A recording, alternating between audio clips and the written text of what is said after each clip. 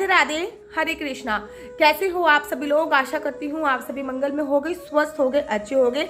आज मैं आपको कुछ ऐसे कार्य बताने जा रही हूँ जो मैंने अपनी माता से, कुछ अपने पिता से सीखे हैं, अर्थात अपने मायके से जो ज्ञान का भंडार मैं अपने ससुराल में लेके आई हूँ, वही बातें मैं आप लोगों को बताने जा रही हूँ। और ये मेरी जिंदगी में बहुत ज़्यादा उपयोगी सिद्ध होते हैं। हमेशा इन छोटी छोटी बातों की मुझे आवश्यकता होती है, जो कि मैं बचपन से ही अपनी मम्मी को देखती आ रही हूँ। सीखने का ये मत नहीं है कि मेरी मम्मी ने मुझे बैठा के बोला हो ऐसा करना है, ऐसा करना है। मैं अपनी मम्मी को शुरू से ये करती हूँ, मैंने मम्मी को देखा है, तो मम्मी के जीवन में जो परिवर्तन मैंने देखे हैं, या फिर शादी के बाद जो चीज़ मैंने करी है अपनी मम्मी से सीखकर अपनी लाइफ में, मैंने जो अपनी और अपने हस्बैंड के लाइफ में जो परिवर्तन देखे हैं, वही आज मैं आपको बता रही हूँ। और उसमें सबसे पहला है, जब भी कोई आपके घर पे आए तो उसको एक गिलास पानी अवश्य दे। गिलास साफ होना चाहिए, पानी ठंडा होना चाहिए और स्वच्छ होना चाहिए। ये नहीं कि अपना झूठा दे रहे हैं। अगर कोई भी मेहमान हमारे घर पे आता है, चाहे वो दूर से आए चाहे वो पास में आए, उसे पूछना नहीं चाहिए पानी लाऊं। सबसे पहले पानी लेके भी आ जाओ। अगर वो आपके घर का एक सिप भी पानी पी लेता है, एक घूंट भी पानी पी लेता है, तो इससे आपका राहु दोष कम होता है और आपका काल सर्प दोष भी बंद हो जाता है, एकदम खत्म हो जाता है। ये मैंने अपनी माँ से सीखा है। जब भी मेरे घर पे कोई आता था तो मेरी माँ उसको एक गिलास में, स्टील के गिलास में या फिर कांच के गिलास में पानी अवश्य देती थी, ठंडा पानी अवश्य देती थी। तब मुझे इसका रीजन नहीं पता था। मेरे को लगा था भैया वो दूर से आया है, उसको प्यास लग रही है इसलिए दे रहे हैं। जब मैंने इसको ज्योतिष से जोड़ा और ज्योतिष से जोड़ने के बाद जब मैंने इसका लाभ देखा, तो आप यकीन नहीं मानोगे, मेरी आंखें खुली की खुली रह गई कि हमारे बूढ़े बुजुर्ग जो कार्य करते थे वो हमेशा बहुत अच्छे के लिए करते थे। नंबर 2, मेरी माँ हर दिन पूजा की बहुत अच्छी तरीके से सफाई करती थी। पूजा की सफाई, चाहे वो पूरे घर की तो वैसे सफाई करती थी, लेकिन पूजा की डीप क्लीनिंग वो हमेशा करती थी। मैंने उनको शुरू से ही, बचपन से ही पूजा अर्चना वंदना करते हुए देखा है।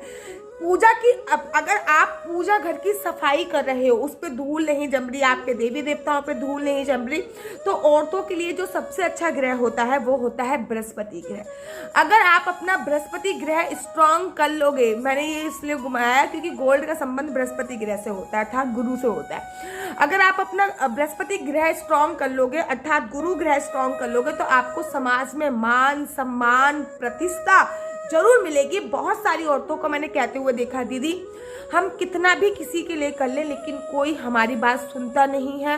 हम किसी के लिए कितना भी कर करके मर जाएं लेकिन हमारी कोई वैल्यू नहीं है। अगर आपकी भी कोई वैल्यू नहीं है तो ध्यान से देखिए कि आपके घर में एक दिया है, उसी पे तो रोज पूजा नहीं हो रही है। वो दिया बरसों से नहीं धुला हुआ, एकदम काला पड़ा हुआ है, आप रोज उसमें बत्ती जला रहे हो, कर दीजिए। इससे आपका बृहस्पति खराब होगा। और अगर आपका बृहस्पति ग्रह खराब होता है तो आपको समाज में मान सम्मान प्रतिष्ठा मिलने में बहुत सारी परेशानी आने वाली है। तीसरा काम जो मैंने अपनी माता पिता को, मम्मी को देखा है मोस्टली करते हुए, वो तुलसी पे जल हमेशा चढ़ाती थी और जो भी आसपास के पौधे होते थे उन पे भी जल चढ़ाती थी। तो भैया ये मैंने अपनी माँ से सीखा, पौधों में जल चढ़ाना। अब इसमें तो कोई माँ से सीखने वाली बात नहीं है, लेकिन जब मैंने इसको ज्योतिष की विद्या से जाना तो पेड़ पौधों पे जल चढ़ाने से, अर्थात आप प्रकृति के नजदीक जितना रहोगे, पेड़ों की देखभाल करने से, पेड़ पौधों पे जल चढ़ाने से आपका जो बुध ग्रह है वो स्ट्रांग होता है।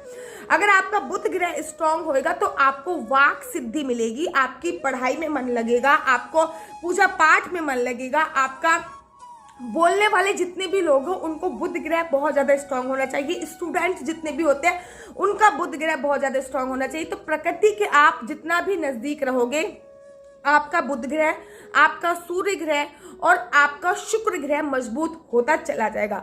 हमेशा मेरी माँ गाय को रोटी अवश्य देती है। आज भी मेरे घर पे ये रूल है, सुबह एक रोटी गाय की बनेगी, लास्ट की रोटी कुत्ते की बनेगी। सुबह की स्टार्टिंग की 3 रोटी बनती है, सुबह स्टार्टिंग में 3 रोटी बनती है।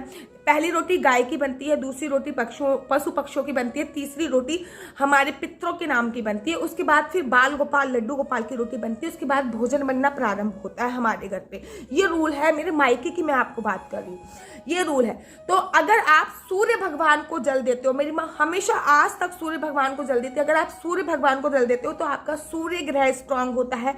आपके जो आसपास का ओरा होता है वो हमेशा क्लीन रहता है, वो हमेशा साफ रहता है, वो हमेशा स्वच्छ रहता है। काम वाम करने के बाद मेरी मम्मी किचन का एक एक डिब्बा यहाँ से उठाती थी, उसी जगह पे रख के आती थी, मतलब अर्थात किचन को हमेशा व्यवस्थित बना के रखती थी। जब मैंने इसको ज्योतिष विद्या से जाना तो किचन का संबंध संबंध मंगल ग्रह से होता है। और अगर हमारी जो किचन है वो सुव्यवस्थित ना हो, इधर उधर फैली हुई हो, बर्तन इधर पड़े हैं, डिब्बा डिब्बी इधर पड़े हैं, तो हमारा मंगल ग्रह खराब होना चालू हो जाता है और मंगल दोष हमको लगना प्रारंभ हो जाता है।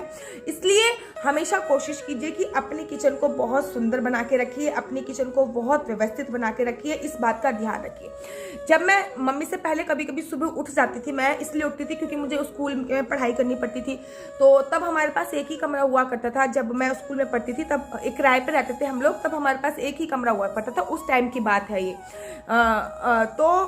जब मैं उठ के पढ़ती रहती थी तो मैं देखती थी जब भी मेरी मम्मी सुबह उठती हैं तो सबसे पहले वो धरती माता पे अपना सीधा पैर रखती हैं और धरती माता को स्पर्श करती हैं। मुझे तब समझ में नहीं आता था कि मम्मी ये क्या करती हैं, क्यों करती हैं। मेरी शादी हो गई, मैंने तब तक भी मम्मी से जब मेरी शादी होने के बाद मैंने मम्मी से पूछा कि मम्मी ये आप क्यों करते हो, तो मेरी मम्मी ने कहा हम धरती माता को प्रणाम करते हैं। जब मैंने ये चीज़ ज्योतिष से जोड़ के देखी तब मुझे पता चला कि धरती माता हमारा भार उठाती है, हमारा जो पैर धरती माता पे हम रखते हैं सुबह उठकर, उसका कोई दोष ना लगे, इसलिए सुबह सुबह उठकर हमें धरती माता को प्रणाम करना चाहिए और उनसे क्षमा याचना करनी चाहिए कि हम अपना पूरा भार धरती माता पर रख रहे हैं, तो इससे हमें धरती माता का कोई भी दोष नहीं लगता है। नेक्स्ट मैं आप लोगों को बता रही हूँ, मेरी मम्मी हमेशा पूरे घर में शांति बनाए रखती थी। अगर हम लोग लड़ते थे तो वो एकदम शांति बनाए रखती थी। शांति बनाए रखने से आपके घर पे बरकत होती है। और पहले जब हम दिल्ली आए थे तब हमारी चालू करी, पहले जब हम दिल्ली आए थे तो हम किराए पे रहते थे। आज से 30 साल पहले जब हम दिल्ली आए थे तो किराए पे रहते थे, धीरे धीरे हमारा अपना घर हुआ, फिर एक घर हुआ, ऐसे करते बरकत हो गई। ये सब घर में शांति बड़ा माहौल से ही होता है। इसलिए आपको ये नहीं कि हर छोटी छोटी बात पे ची ची चू चू चू चू चू चू, नहीं, घर पे शांति का माहौल होना बहुत ज्यादा आवश्यक है। एक चीज और जो मैंने अपनी माता जी से सीखी वो चीज थी कि मेरी मम्मी सुबह उठने से धरती माता पर पैर रखने से पहले अपने दोनों हाथों को हथेलियों को देखती थी। जब मेरी माँ अपने दोनों हाथों की हथेलियों को देखती थी तब मैं मम्मी से पूछती थी आप क्यों देखती हो, तो मेरी माता कहती थी कि दोनों हाथों की हथेलियों को देखने के बाद अपने मस्तक पे लगाने से हमारी जो विष्णु भगवान की कृपा हम पर बरसती है, माँ लक्ष्मी की कृपा हम पर बरसती है, माँ सरस्वती की कृपा हम पर बरसती है। तो सुबह उठ के मेरी मम्मी ने कहा कि उनके नाना जी, जो मेरे नाना जी थे, वो बहुत पूजा पाठ वाले व्यक्ति थे, अर्थात उन्होंने अपने जीवन काल में कभी भी एक गोली भी नहीं खाई और अंत आखिरी टाइम तक वो रामायण पढ़ते ही गए। मतलब अपने जीवन काल में एक भी गोली का सेवन उन्होंने नहीं किया और वो बहुत ज़्यादा पुजारी व्यक्ति थे।